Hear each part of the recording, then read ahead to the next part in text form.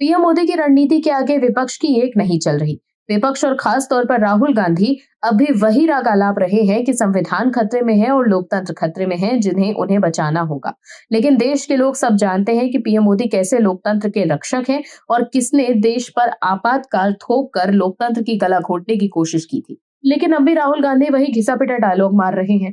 PM Modi की leadership में केंद्र की मोदी सरकार ने जिस तरह से अपने दूसरे कार्यकाल के दौरान मैन्युफैक्चरिंग को बढ़ावा देने के लिए पीएलआई यानी प्रोडक्शन लिंक्ड इंसेंटिव स्कीम का ऐलान किया था, उसी तरह इस बार रोजगार बढ़ाने के लिए ईएलआई योजना को अमली जामा पहनाया गया है। इसके जरिए सरकार ने अगले 2 सालों में 3.5 करोड़ से ज्यादा लोगों को रोजगार देने का लक्ष्य रखा है।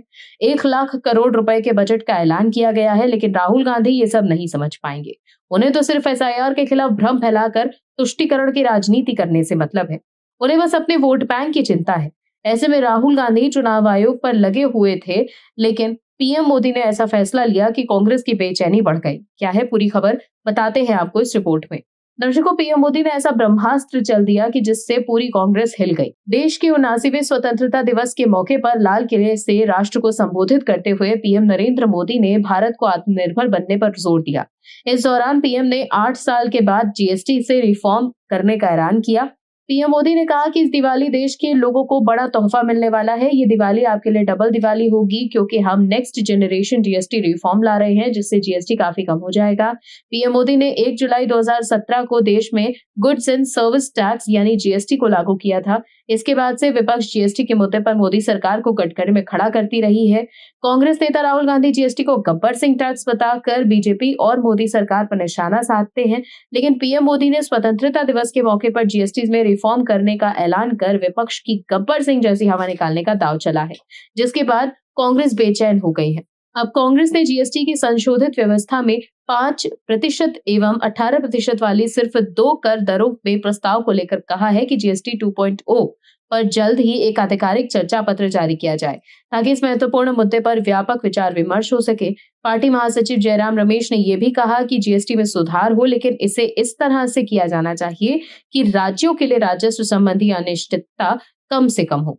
रमेश ने एक बयान में कहा कि 1.5 साल से भी ज्यादा समय से कांग्रेस आमूलचूल परिवर्तन के साथ जीएसटी 2.0 की मांग कर रही है। 2024 के लोकसभा चुनाव के लिए जारी कांग्रेस के घोषणा पत्र में ये एक प्रमुख वादा था।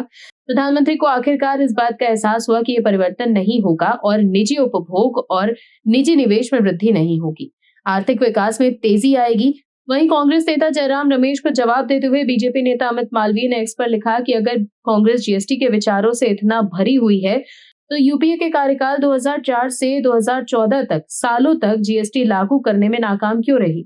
जब मोदी सरकार ने संविधान संशोधन विधेयक पारित किया, तो कांग्रेस ने संसद में आधी रात को जीएसटी के ऐतिहासिक शुभारंभ का बहिष्कार किया।